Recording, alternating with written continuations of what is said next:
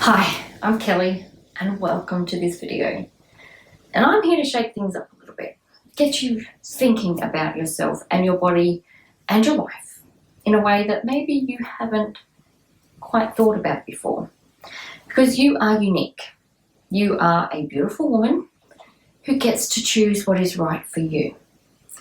And as a love body mentor, I feel it is so important for women to really connect with themselves on a much deeper level as they listen to the woman within, learn who they truly are, and love every single part of themselves again.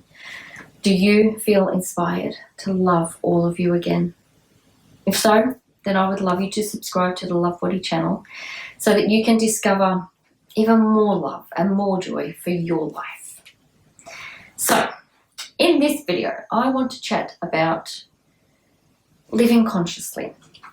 Now, you may have heard this term kind of thrown about over the last few years, living consciously. But what does it mean exactly? And why should you be doing it? See, your life is ruled by two parts of you. Your conscious thoughts, your attitudes, your choices, your behaviours, etc. And your subconscious thoughts, attitudes, choices, behaviours, etc. And these two can be at odds a lot of the time because what sits within your subconscious is what really runs the show. Your thoughts, your choices, your attitudes and your behaviours on a day-to-day basis, on a minute-by-minute basis, they come from this place. They are what you have already learnt and felt from moments in your past. They get stored in there. They get stored into your subconscious. So when a similar situation occurs to one that you have already experienced, your mind dives deep into your subconscious for a memory, a feeling, a familiarity, that's a hard word to say sometimes, comfort and evidence and guidance as to how to proceed next. And then that's how you behave. Whether the situation right in front of you needed that or not. Very rarely do we act in the moment from that moment. No, we act from our past, from all of that stuff that we have stored in our subconscious that drives who we are and how we behave. But what if you were to begin acting from your conscious mind? That 5%, only 5% of your mind it's where your creativity lives, where your reasoning lives, your good intentions live, and your logic. They all like to hang out with your will and your faith. Not quite the same as will and grace, but it's all fun in there. But we can't really utilize any of that effectively whilst we live our lives ruled by our subconscious mind and all of those terrible programs which have been installed into our subconscious by our parents, our friends, people we have met throughout our life, relationships, our environment, society, and all of the crazy rules that govern how we live. And by the one that tries to protect you the most, but ultimately sabotages any chance you have of living your most beautiful life. That's your ego. So, it is time to start living consciously, and most of all, begin creating the life you know deep down you deserve, but haven't really allowed yourself to maybe dream about because you've been living by all of these subconscious programs and all of those shitty beliefs that are telling you that you don't deserve to have a wonderful life. But also in saying that, your subconscious is awesome. You couldn't live without it because then you'd have to think about everything all of the time. Like imagine having to drive your car every day as if it was your first time as if it was the first time that you've ever done it. That would be pretty annoying, wouldn't it? or getting dressed, you'd be acting like a toddler, going off to work with like mismatched shoes and they're on the wrong feet and you've got all your buttons done up all crooked and out of whack. So your subconscious isn't the bad guy. It's your intelligence, it's your leader, it's your navigator. And this isn't discounting what your subconscious does and never using it again, which would actually never be able to happen, because your mind relies on your subconscious for answers and guidance, because everything is stored in there, even if you can't actually remember it. And living a more conscious life gets you to notice your behaviours and your thoughts, and notice your attitude about things and what choices you're making, and see where on earth they've come from in your mind and from your past, and really notice whether they still actually fit into your life now. And most of them don't. But really the first step here is to understand the other side of your mind. And something I never really knew existed until only a few short years ago, because I honestly believed that my mind, my thoughts, my behaviours, my attitudes and my choices were what they were. There was no way I could change any of them. I was just stuck with them for the rest of my life. Then one day, a couple of years ago now, I heard this voice inside my head, and it said to me that you don't have to be this way anymore. You can change. Well, that was it. That was the start. That was really the start of something massive. Something inside of me began to shift. See, for about 30 years of my life, my mindset was a train wreck. And I reckon out of every 100 thoughts I had, there would probably, if I was lucky, maybe be 5. So that left 95 negative thoughts just floating around my head all day, every day.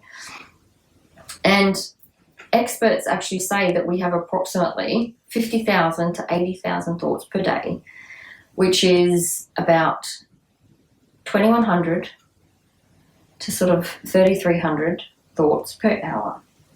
So if I have 95 negative thoughts, then I have roughly 2,000 to 3,000 awful, judgmental, depressing, angry, frustrating, sad, just heartbroken thoughts every hour of my life, mostly about myself. That is just so many wasted thoughts. And what do you think when you hear it broken down like that? Do you feel like your brain power is just being completely wasted on such terrible thoughts as well? Do you believe that maybe you don't have control over what you're thinking? Or do you maybe just trust that it is possible to give yourself a nice little injection of positivity into your mind?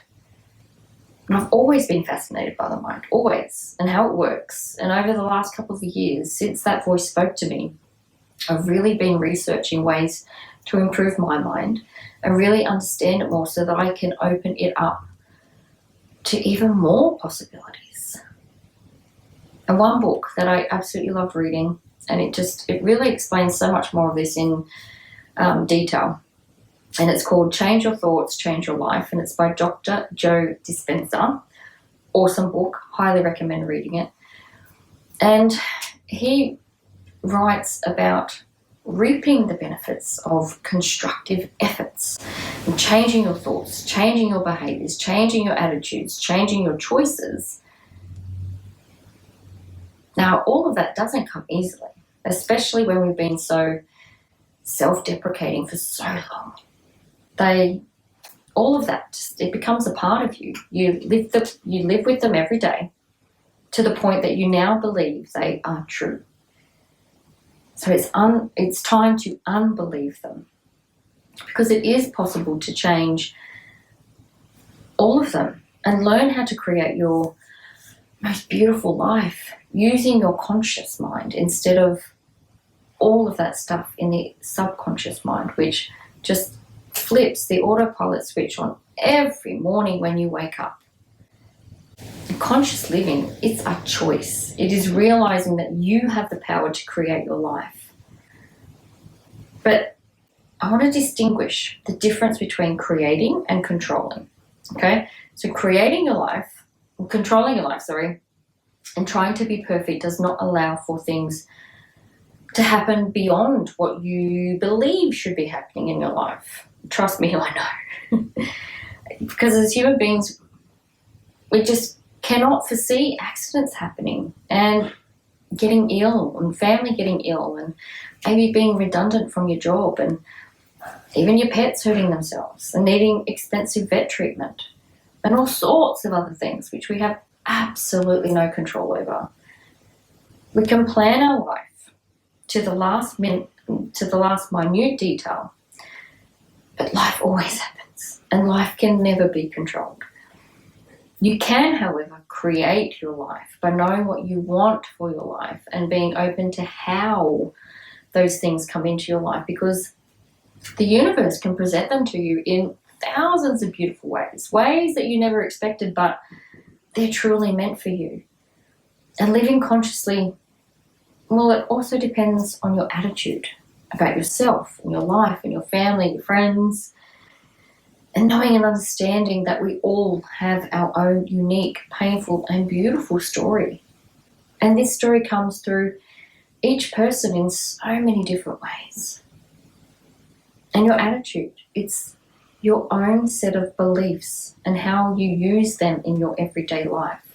From the moment you wake up in the morning to the time that you fall asleep, your attitude plays such a huge part in how you live your life.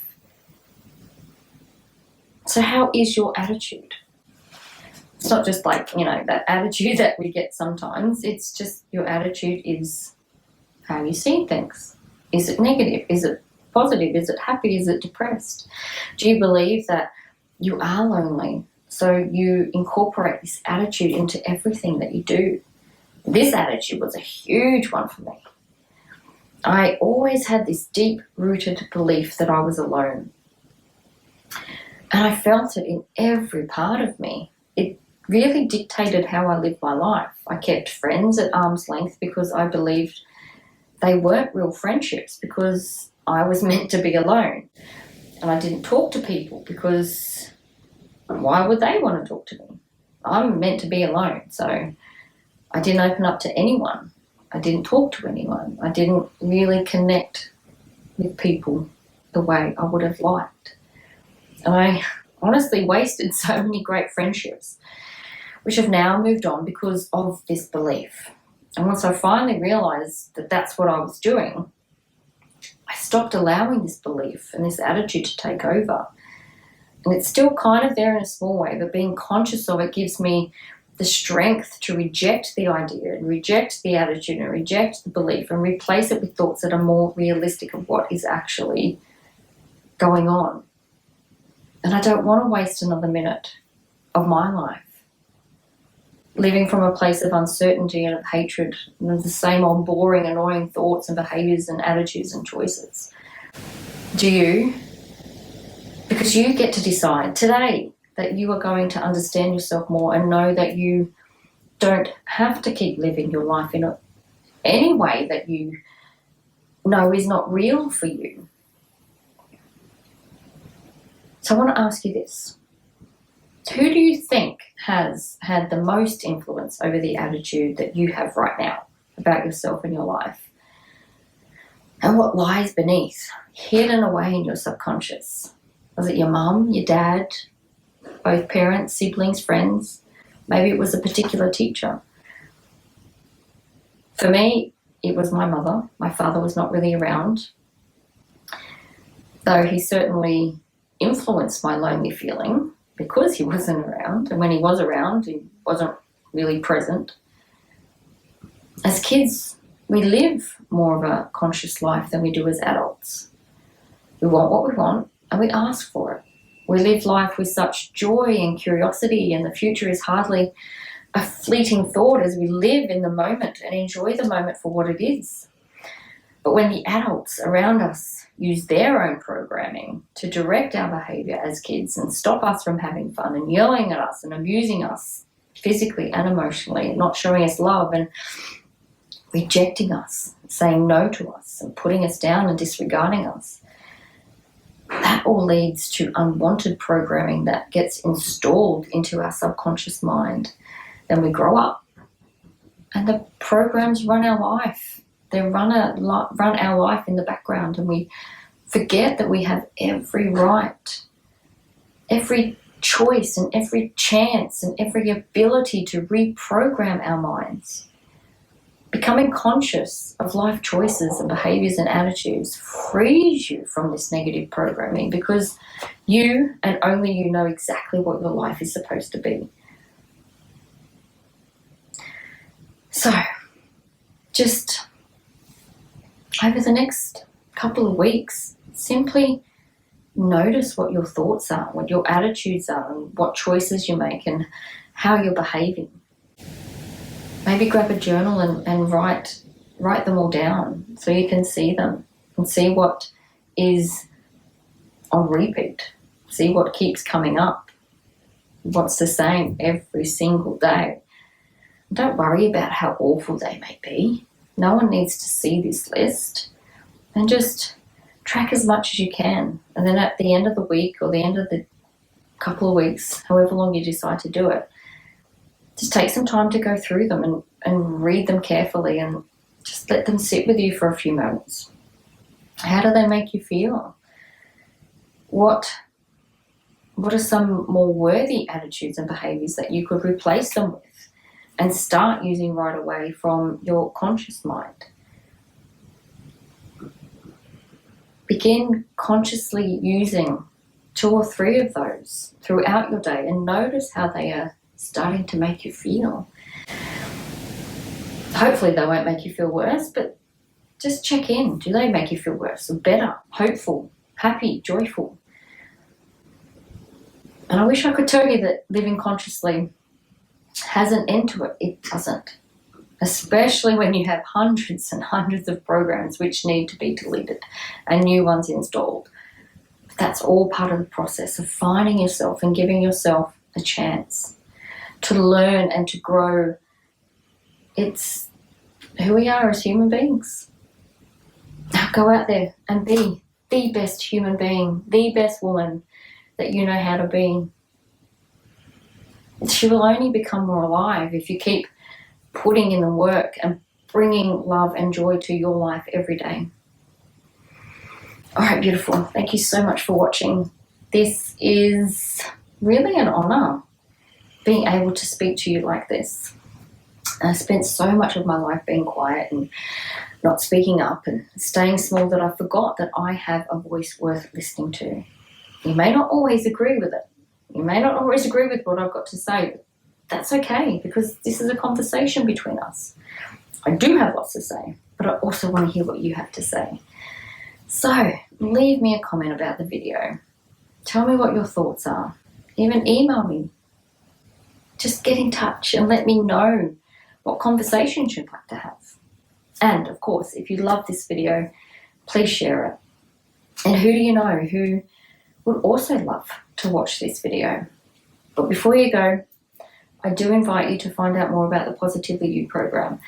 And inside the program, there are more lessons about you, your body, and your life, and really figuring out what it is that you want and what you need, so that you can focus on bringing more love and more joy into your whole being as you listen to the woman within, learn who you truly are, and love every single part of yourself again. All right, until next time, love and joy.